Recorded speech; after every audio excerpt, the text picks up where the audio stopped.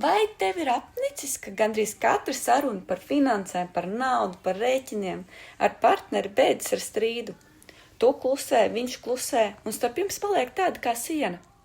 Pētījumi pierāda, ka 80% sieviešu jūtas emocionāli vienas savās attiecībās, pat ja viņām ir partneris. Vai tu arī esi viena, kad runa ir par finansēm un nākotnēm?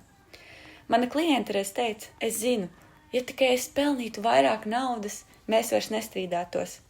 Bet pat tad, kad ienāca vairāk, strīdi nepazuda.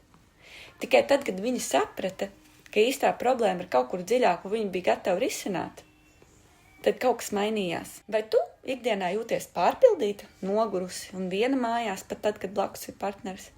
Tu dari visu, bet joprojām nespēji atgūt mieru un drošību. Iedomājies, ka nākamā saruna ar tavu partneri par naudu paiet mierīgi, bez strīdiem, bez spriedzes, un jūs beidzot jūtat tuvību. Vai tas izklausās kā sapnis, ko vēlies tu piepildīt?